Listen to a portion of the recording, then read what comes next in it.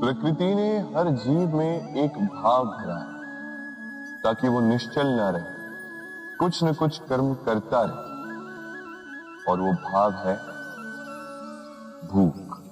संसार में हर जीव, हर पशु पक्षी प्राणी परिश्रम करता रहता है अपनी इस भूख को मिटाने के लिए। परंतु क्या अन्य जीवों की भांति मनुष्य की भूख भी पेट तक ही सीमित रहती? तन की भूख मिटाते मिटाते कब ये भूख मन और माया की तृष्णा में बदल जाती है पता ही नहीं चलता। और अधिकतर ये तृष्णा धन संग्रहित करने तक ही रह जाती। अपना जीवन जीना छोड़कर किसके लिए ये धन संग्रहित कर रहे हैं? आने वाली पीढ़ी के लिए। बड़ी विचित्र बात। अपना जीवन जीना छोड़कर धन संग्रहित करते करते अपने जीवन का सुख भी मिटा रहे हैं और आने वाली पीढ़ी को कर्म करने से भी बाधित कर रहे हैं। पूत कपूत तो क्यों धन संचय, पूत सपूत तो क्यों धन संचय। अपनी संतान को संस्कार दीजिए, धन नहीं। यदि संतान संस्कारी हो तो अपना स्वयं का एक संसार बना ली। यदि असंस्कारी हो तो आपका बना बनाया संसार यूं ही नष्ट कर दी। इसलिए जीवन में यदि कुछ संचय करना है तो ज्ञान संचय कीजिए, प्रेम संचय कीजिए और मेरे साथ प्रेम से कहिए राधे राधे। जीवन को रथ कहा जाता है, किंतु क्यों? अब आप कहेंगे कि इसलिए क्योंकि जीवन भी रथ की ही भांति चलता रहता है। किंतु कभी आपने इस रथ को समझने का प्रयास किया? रथ में आगे अश्व होते हैं और पीछे पहिए। ये अश्व आपके कर्म और ये पहिए कर्मफल। ये अश्व जहां जाते हैं ये पहिए उसी के पीछे पीछे आते हैं। यदि आपके अश्व यानी आपके कर्म शुभ सरल मार्ग पर चले तो आपकी यात्रा आनंदमयी होगी। यदि दुष्कर्म के बुरे पथ पर चले तो आपकी यात्रा गड्ढों और झटकों से युक्त होगी। अब चयन आपका है। आप क्या चाहते हैं? आपकी यात्रा आनंदमयी हो या पीड़ादायी? अपने कर्मों के अश्वों को नियंत्रण में रखें। फल का पहिया सदैव आपको मधुर रास ही देगा। राधे राधे। बताइए श्रेष्ठ कौन?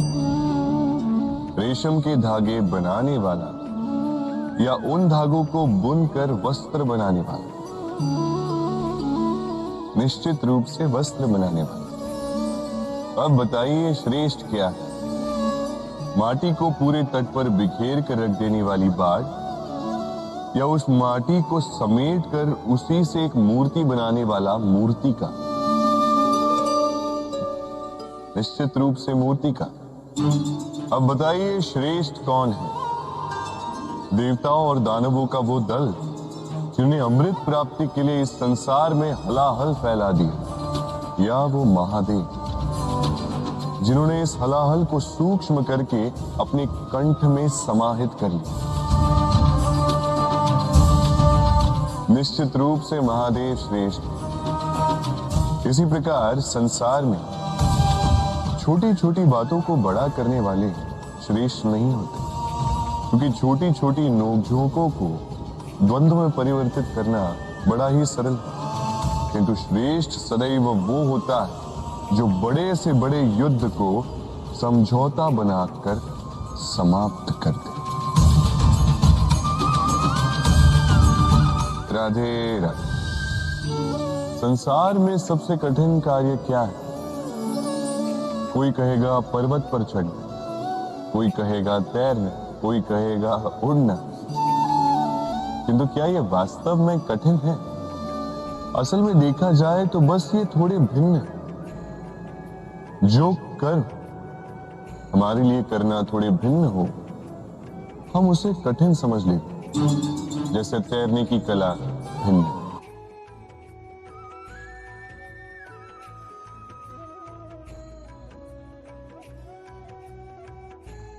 बड़े ही परिश्रम से इसे बनाती, अपने शरीर के रस से इसे बुनती। क्या आप इसका उद्देश्य जानते हैं?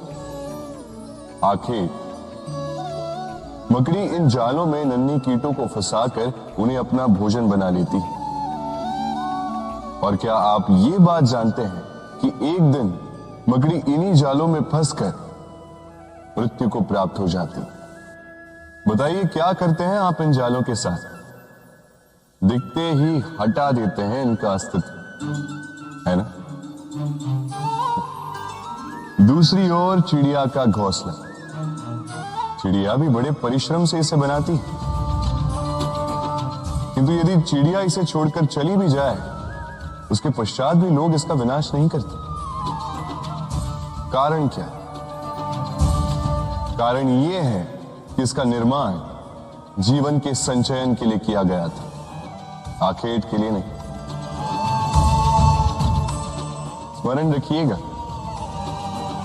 जीवन में आपका परिश्रम कितना भी अधिक हो, यदि आपका लक्ष्य शुभ ना हो तो आपको भी विनाश पाना ही होगा। तो सृजन करते रहिए और मगन होकर कहिए राधे राधे।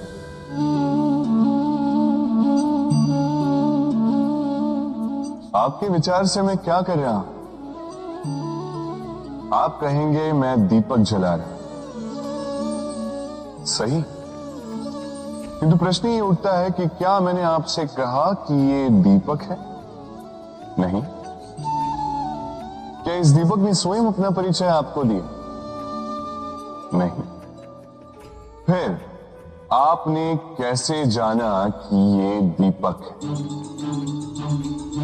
उत्तर है प्रकाश, जो स्वयं जलकर अंधकार में संसार को राह दिखाए, वो दीपक है। जो निराशा में आशा की ज्योत दिखाए, वो दीपक है। दूसरी ओर सर्प है, जो दिखे नहीं, बस फुफकार दे तो लोग भयभीत हो जाते हैं।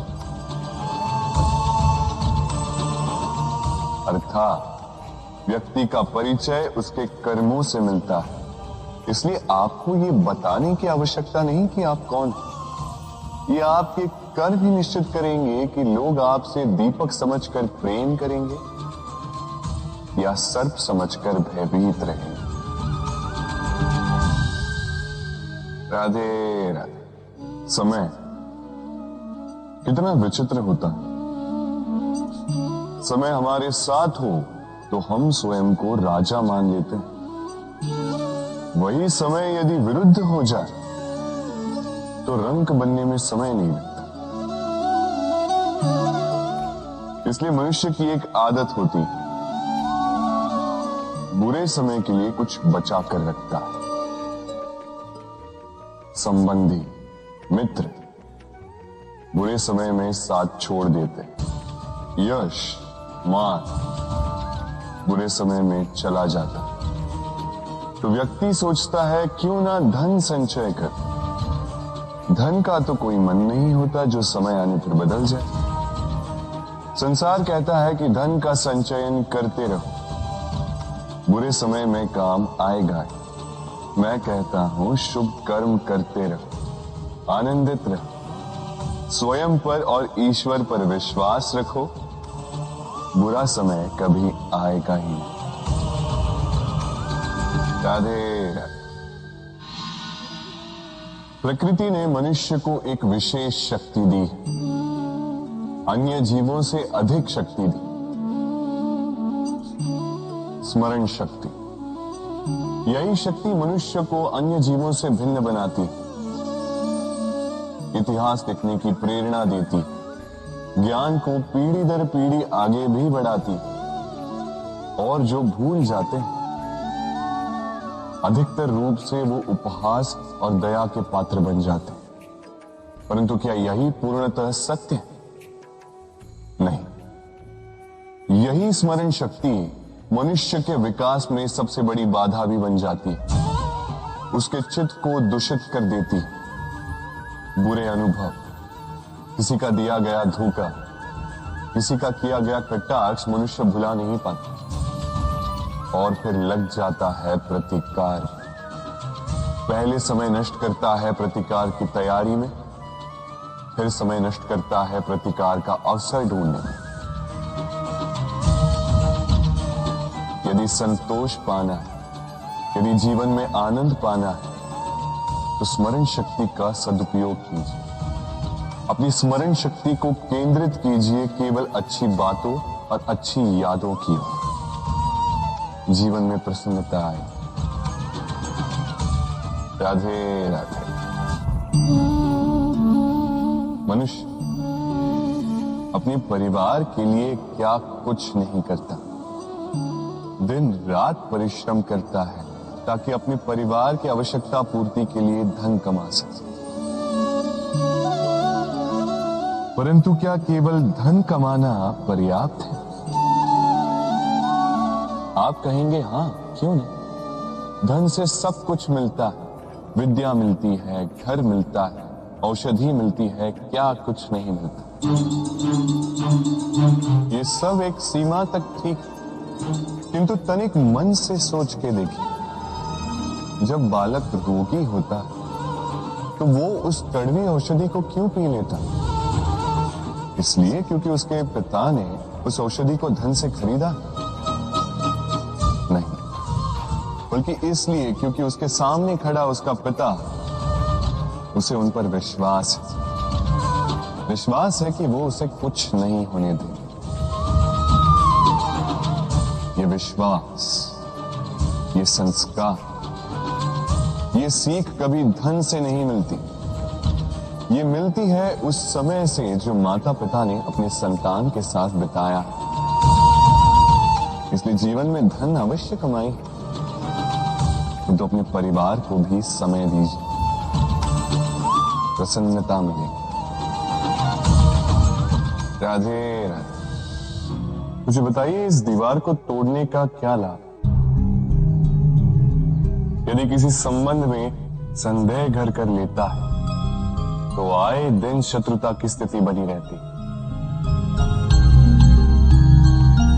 कल कोई और कारण बन सकता है इस दीवार के पुनः बनने का। तो क्या पुनः इस दीवार को बनाएंगे काका? संबंध की पवित्रता वैसी होनी चाहिए जैसे एक माता और संतान के प्रेम में होती है, निश्चल, निर्दोष। कि बात केवल रूठने मनाने तक ही सीमित रहे।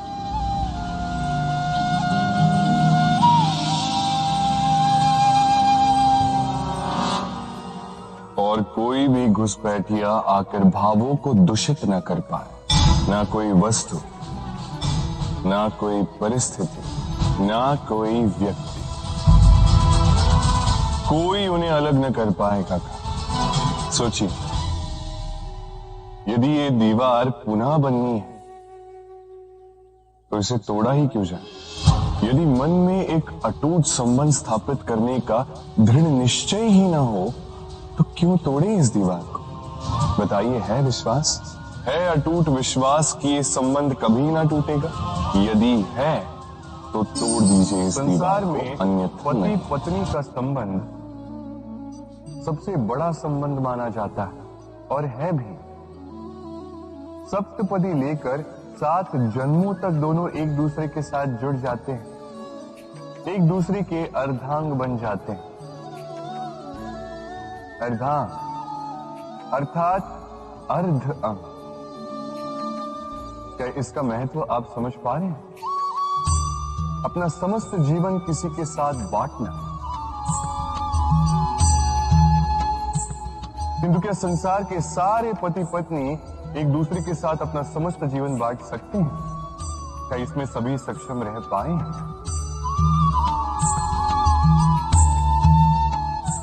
अपना जीवन किसी और के साथ बांटने के लिए सबसे महत्वपूर्ण बात है स्वीकृति, स्वीकार करना।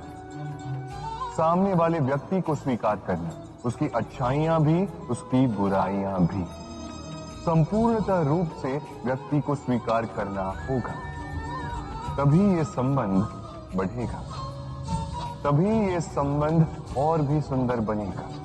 एक दूसरे के दोष ढूंढना, उन्हें गिनाना, ये केवल और केवल एक ही कार्य करता है, इस संबंध के जीवन का नाश करता है। बस बदले में होना ये चाहिए, एक दूसरे के दोष समझकर उन्हें आभास करवाए बिना उन्हें सुधार देना चाहिए, उनकी कमियों को उनकी शक्ति बना देनी चाहिए।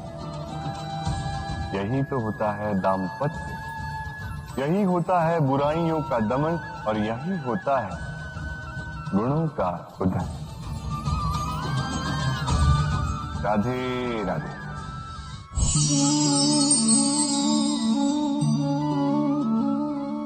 कंकड़ इतना छोटा सा कि उंगली पर आ जाए, किंतु सोचिए यदि यही कंकड़ आंख में लग जाए तो कितनी बड़ी समस्या बन जाता है।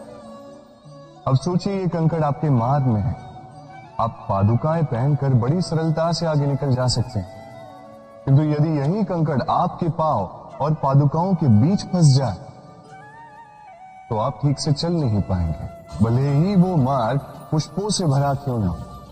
अर्थात आप बाहर की समस्याओं से, उन चुनौतियों से लड़ सकते हैं,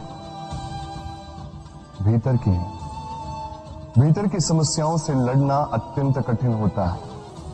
इसलिए सर्वप्रथम आप भीतर से शक्तिशाली हो जाइए, भीतर से पूर्ण हो जाइए, फिर आप इस संसार के समस्त समस्याओं और चुनौतियों से लड़ सकते हैं, आप विजयी हो सकते हैं। राधे राधे। प्रेम,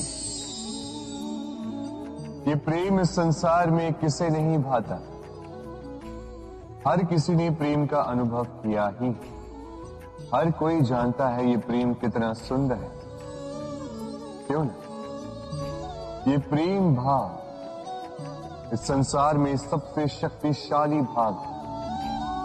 अब हर शक्ति के साथ आते हैं कुछ उत्तरदायित्व। अब जैसे ही उत्तरदायित्व हमारे जीवन में आते हैं, हम सर्वप्रथम प्रेम को भूल जाते हैं, फिर हमें ये प्रेम, ये बोझ लगने लगता है।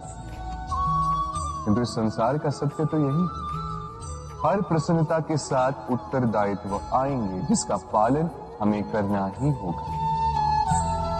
अब यदि मैं आपको उदाहरण दूं, आपके बगीचे में आप चाहते हैं कि एक सुंदर सा पुष्पों से भरा हुआ वृक्ष आए, तो सर्वप्रथम उसके लिए आपको जल और धूप का आयोजन करना होगा, उसके जड़ों पर दीमक ना लगे ये आपको सुनिश्चित करना होगा, उसके आसपास उगी खरपतवार वो आपको हटानी होगी, उसी के पश्चात तो आपके उस बगीचे में वो सुंदर पुष्पों से भरा वृक्ष आएगा। क्यों? इसी प्रकार होता है प्रेम भी। सर्वप्रथम आपको इसमें समर्पण का खाद जल डालना होगा, अविश्वास और संदेह, इसकी खरपतवार आपको हटानी होगी, और विश्वास की ये जड़ें कभी ना दुर्बल पड़ें ये आपको सुनिश्चित करना होगा। उसी के पश्चात प्रेम का वास्तविक सुख आप अनुभव कर पाएंगे। राधे राधे। प्रेम, प्रेम क्या है सभी जानते हैं। सामान्य रूप से ये प्रेम आकर्षण से प्रारंभ होता है और इसमें कुछ भी बुरा नहीं है।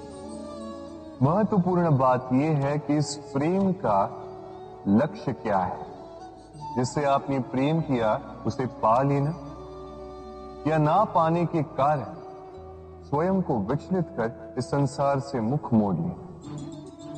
यदि कोई इन दोनों विकल्पों में से कोई एक चुनता है तो आपको बता दो, ये दोनों ही प्रेम का अंत है। प्रेम का असली अर्थ है समर्पण, संपूर्ण निस्वार्थ समर्पण। ऐसा प्रेम जिसमें जिनसे आपने प्रेम किया उसको पाने की प्रसन्नता आपका लक्ष्य नहीं है, जिनसे आपने प्रेम किया उसे प्रसन्न करना आपका लक्ष्य हो। ये प्रेम ईश्वर है, किंतु यदि इस प्रेम में पूर्णतः समर्पित नहीं होंगे तो इस प्रेम में एक आकार नहीं हो पाओगे। किंतु यदि इस प्रेम में स्वयं को पूर्णतः समर्पित कर दिया तो समझो इसी प्रेम में आप ईश्वर पाओगे। राधे राधे। सम्मान, संबंध दोनों एक दूसरे के साथ ऐसे जुड़े हैं जैसे दीपक और बाती। ना कोई कम है ना कोई अधिक, दोनों का अधिकार समान होना चाहिए, जैसे पति पत्नी का संबंध। अब इसमें पति का अर्थ स्वामी नहीं, साथी। उसका कर्तव्य है साथ देना, आदेश देना नहीं। और यह संबंध सहकार से बनता है, अधिकार से नहीं। हाथ बढ़ाने से बढ़ता है, उंगली उठाने से नहीं। यदि इस संबंध में एक दूसरे का मान रखोगे, एक दूसरे का सम्मान करोगे, तभी ये संबंध बढ़ेगा, तभी ये संबंध अभिमान योग्य बनेगा। राधे राधे। सूर्य की किरणें कितनी दिव्य होती हैं ना। प्रतीत ही नहीं होता कि यह सूर्य रात्र भर अंधकार से जूझ रहा था। यह सूर्य प्रतिदिन उदित होता है, ये भुलाकर कि पिछली सांझ में ये डूब गया था। फिर से उदित होता है, सारे संसार को प्रकाश देता है। यही अंतर है हम में और सूर्य में। सूर्य बीती को बिसार कर आगे बढ़ता है, हम प्रतिदिन भोर में उठते हैं, वही पुरानी बातों को साथ लेकर चलते हैं, उसी कड़वाहट में स्वयं को लपेट लेते हैं। अब यही बीती बातों की श्रृंखला हमें जीवन में आगे बढ़ने ही नहीं देती। देखिए, यही जीवन है।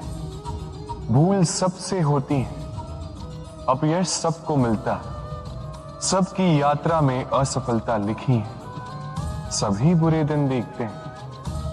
किंतु इन सारी बातों को भुलाकर जब जीवन में आगे बढ़ोगे, तभी तो इस संसार में, इस आकाश में सूर्य बनकर चमकोगे, तभी तो इस संसार को प्रकाश दोगे। इसलिए प्रतिदिन जागिए, एक नए जन्म के साथ, एक नए उत्साह के साथ, एक नए लक्ष्य के साथ।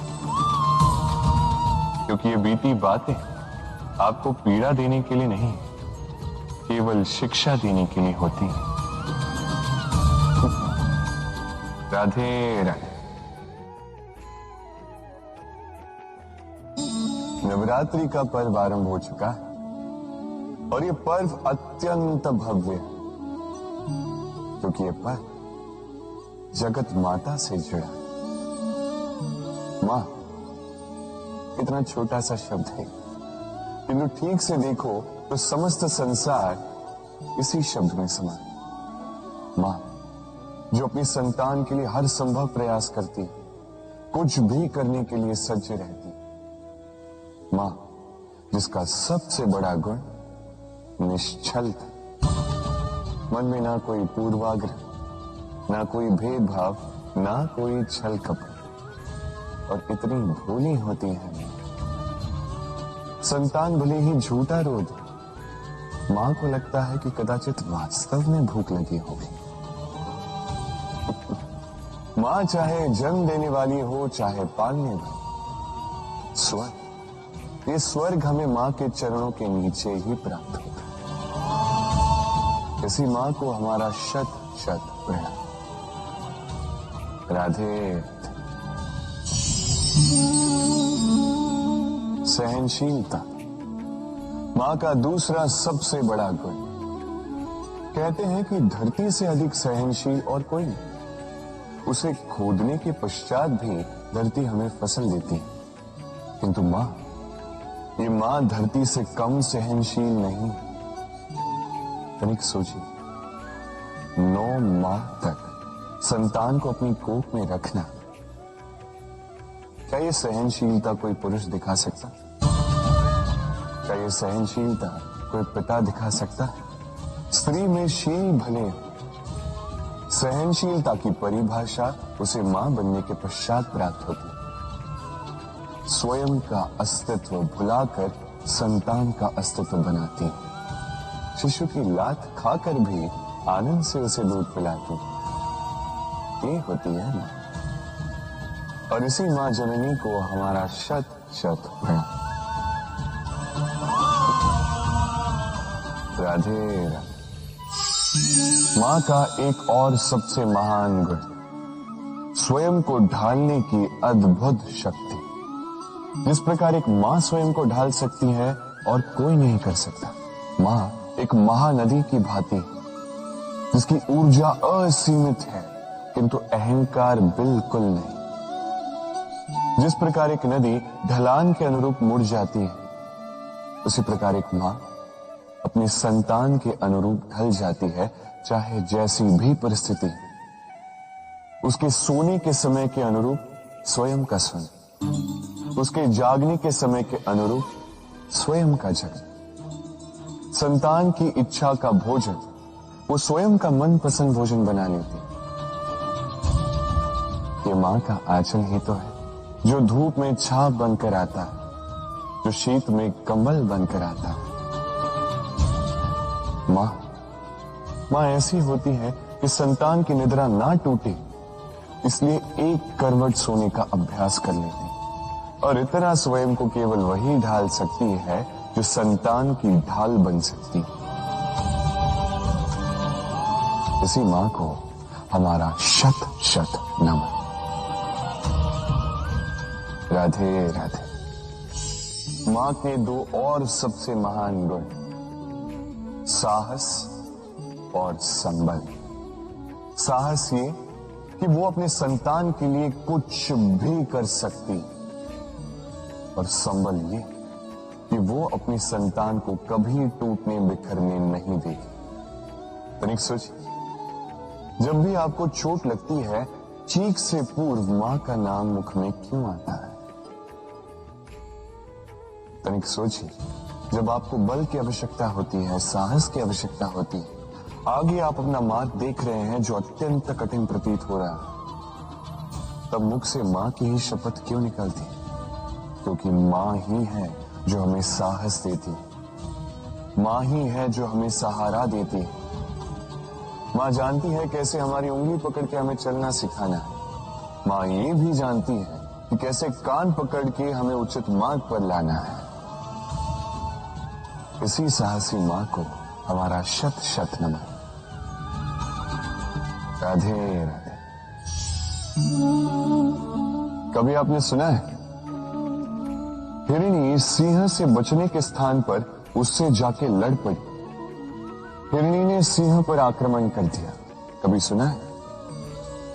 कभी नहीं। किंतु ऐसा हो सकता है, ऐसा होता भी है, और ये होता तब है जब हिरणी के शावक संकट में हो।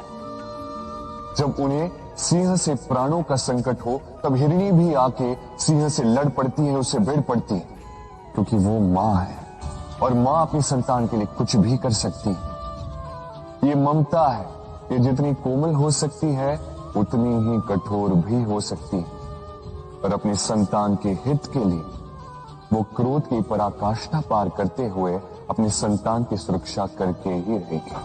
और इसीलिए तो मां संतान के जीवन की सबसे बड़ी ढाल कहलाती। इसी मां को हमारा शत शत नमन।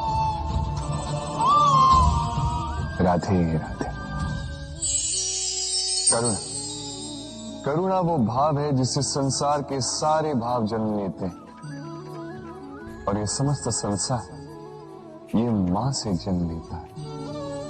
मां वो व्यक्ति है जो करुणा का सागर संतान को देखकर ही समझ जाती है कि उसकी विडंबना क्या है, उसकी आवश्यकता क्या है। संतान के नेत्रों में यदि अश्रु दिखे, वो देखकर ही समझ जाती है कि उसके शरीर के कौन से भाग में उसे चोट लगी है। संतान के बिना कहे मां समझ जाती है कि आज भोजन में संतान क्या खाएगी। ये होती है मां।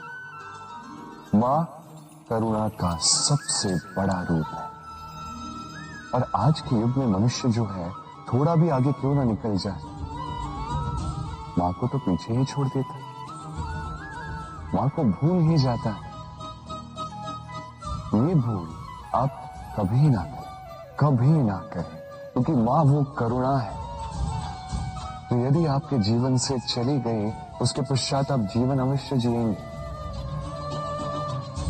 किंतु कभी जीवन जी नहीं पाएंगे। उसके पश्चात आपके जीवन से आपका ये मूल्य, आपके जीवन से करुणा का ये भाव, ये भी आप खो दोगे। आपकी मां सबसे अधिक महत्वपूर्ण है।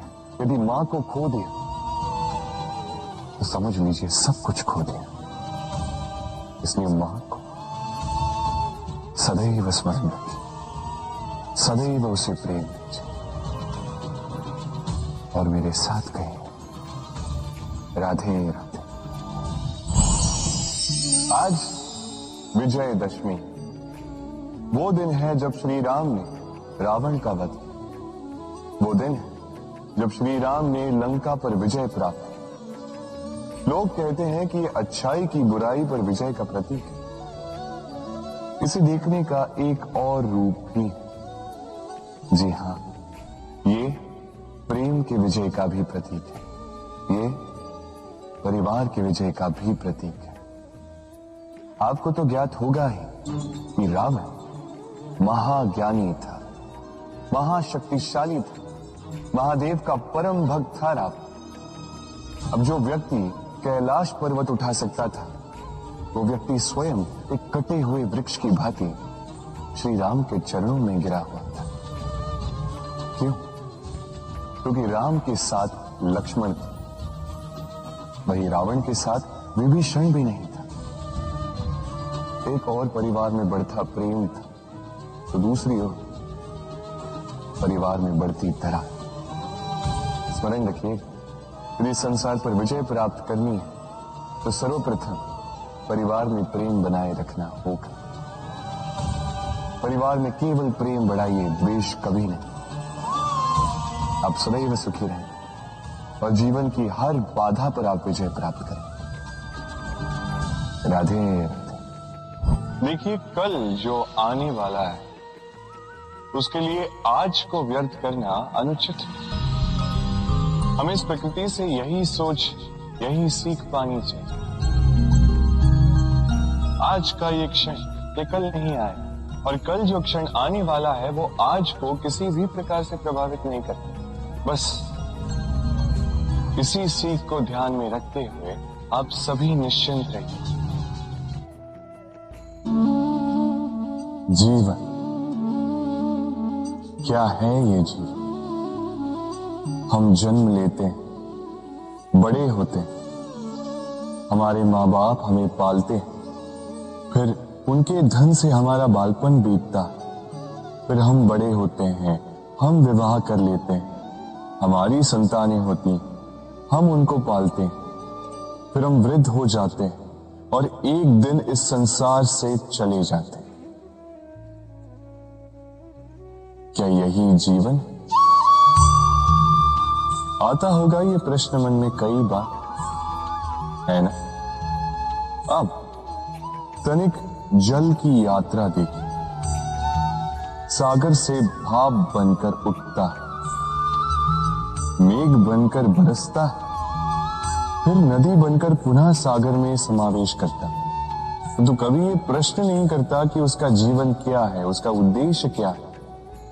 हर भाव जीता है और दूसरों के लिए जितना बन सके देता जाता। जब सागर में होता है तो असंख्य जल जीवों को जीवन देता है। जब सागर से भाप बनकर मेघ बनता है तो किसानों को आशा देता है कि फसल पुनः उपजेगी। जब वर्षा बनकर बरसता है तो इस सूखी प्यासी धरा को सींचता है। और जब नदी में होता है तो किनारों पर वनस्पतियों को जन्म देता है। तो सोचिए, क्या जल कभी ये सोचता होगा कि उसका जीवन क्या है, उसके जीवन का उद्देश्य क्या है?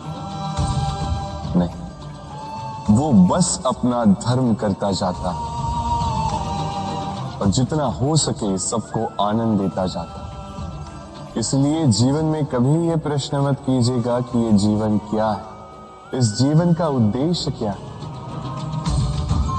बस इस जीवन को जिए और जितना हो सके उतना सबको आनंद दे।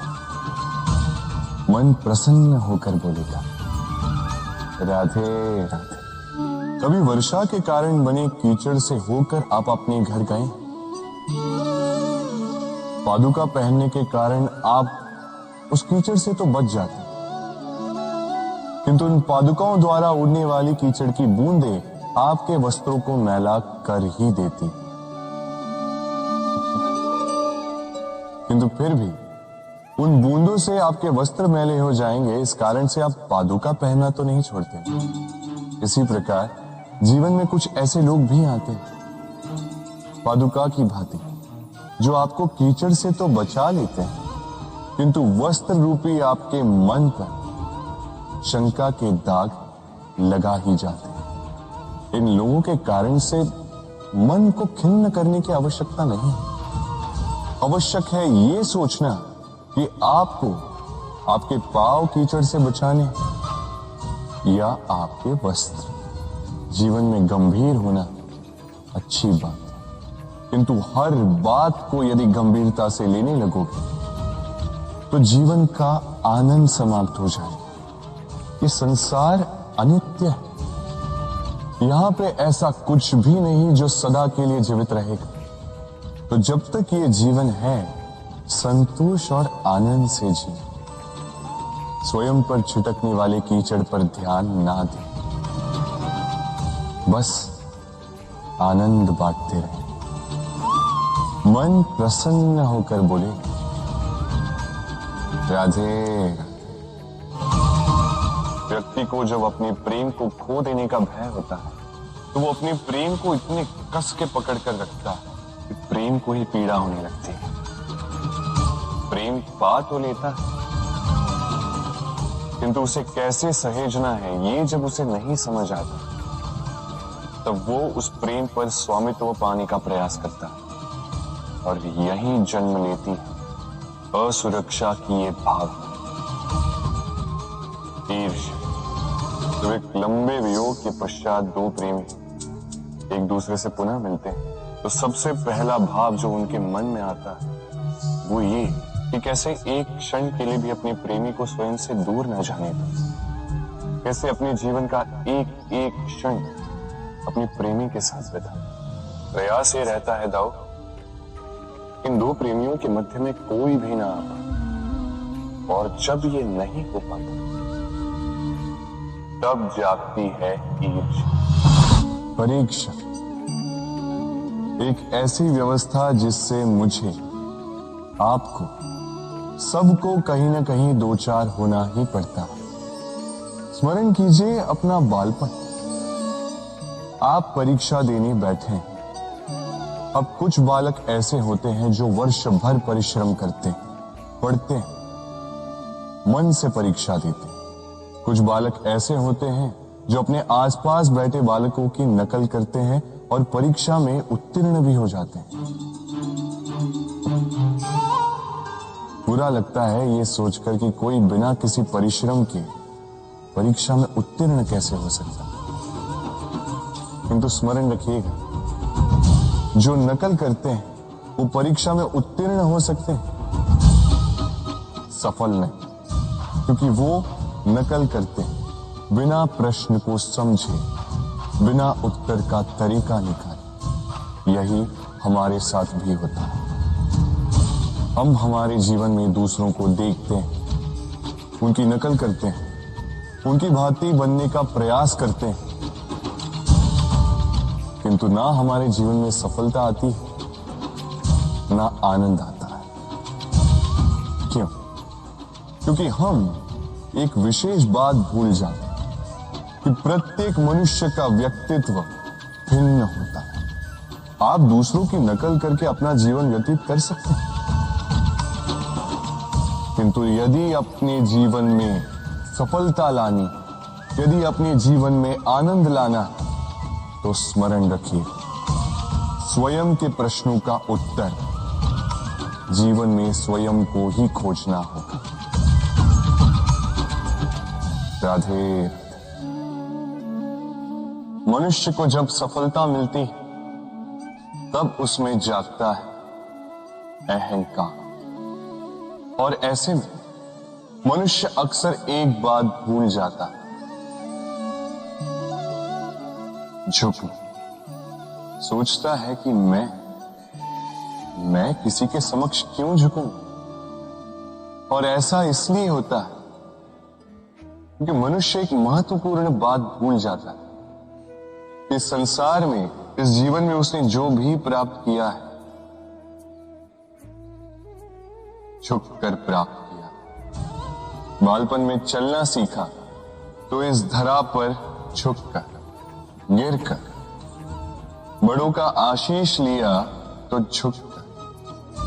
किसान को फसल काटने के लिए झुकना पड़ता, कुएं से पानी निकालने के लिए पात्र को झुकना पड़ता, भगवान से आशीर्वाद प्राप्त करने के लिए उनके समक्ष झुकना पड़ता है।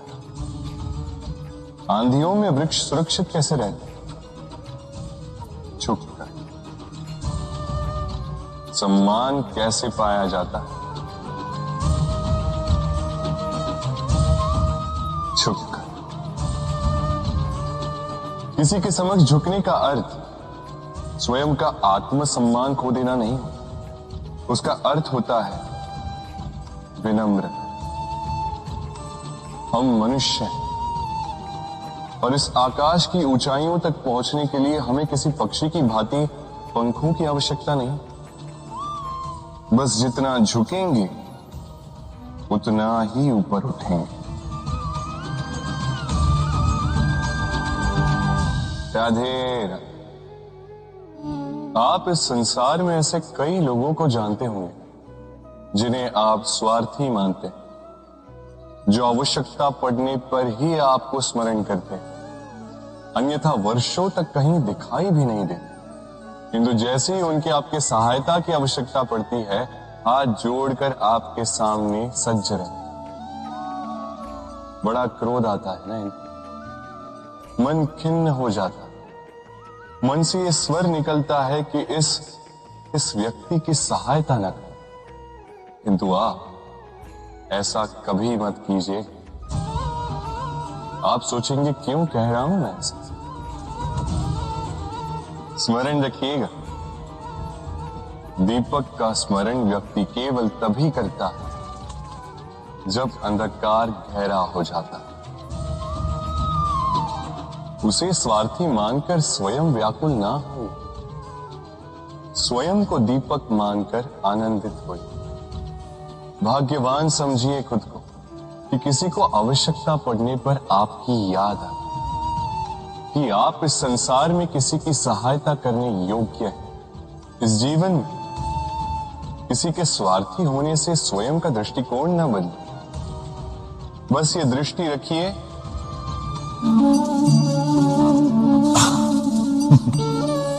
मनुष्य के सारे संबंधों का आधार है अपेक्षा। पति कैसा हो जो मेरा जीवन सुख और सुविधा से भर दे, पत्नी कैसी हो जो सदैव मेरे प्रति समर्पित रहे, संतान कैसी हो जो मेरी सेवा करे, मेरा आदेश माने।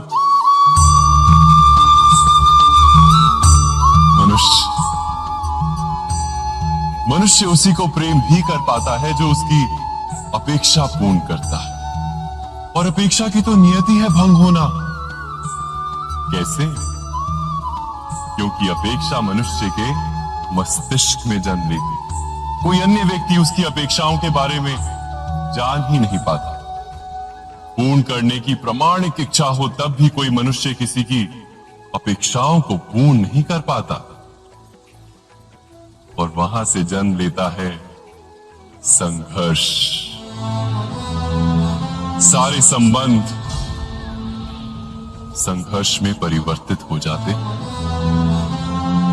पर मनुष्य अपेक्षा को संबंध का आधार ना बनाए और स्वीकार करे केवल संबंध का आधार, तो क्या ये जीवन स्वयमेव सुख और शांति से नहीं भर जाएगा? स्वयं विचार कीजिएगा।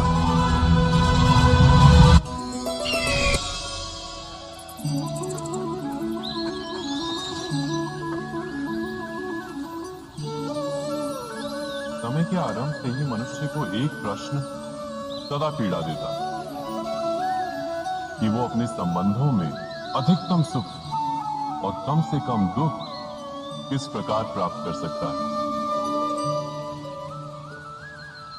क्या आपके सारे संबंधों ने आपको संपूर्ण संतोष दिया है? विचार कीजिए। हमारा जीवन संबंधों पर आधारित है, हमारी सुरक्षा संबंधों पर आधारित है। इसी कारण हमारे जीवन के सारे सुखों का आधार भी संबंध है। किंतु फिर भी हमें संबंधों में ही अधिकतर दुख क्यों प्राप्त होते हैं? सदा ही संघर्ष भी संबंधों से ही उत्पन्न क्यों हो जाते हैं? कभी विचार किया है? जब कोई व्यक्ति किसी अन्य व्यक्ति के विचार अथवा कार्य को स्वीकार नहीं करता, उसमें परिवर्तन करने का प्रयत्न करता है, तो संघर्ष जन्म लेता है। अर्थात जितना अधिक अस्वीकार उतना ही अधिक संघर्ष, और जितना अधिक स्वीकार उतना ही अधिक सुख। क्या ये वास्तविकता नहीं? यदि मनुष्य स्वयं अपनी अपेक्षाओं पर अंकुश रखे, अपने विचारों को परखे, किसी अन्य व्यक्ति में परिवर्तन करने का प्रयत्न ना कर स्वयं अपने भीतर परिवर्तन करने का प्रयास करे, तो क्या संबंधों में संतोष प्राप्त करना इतना कठिन? अर्थात क्या स्वीकार ही संबंध का वास्तविक अर्थ नहीं?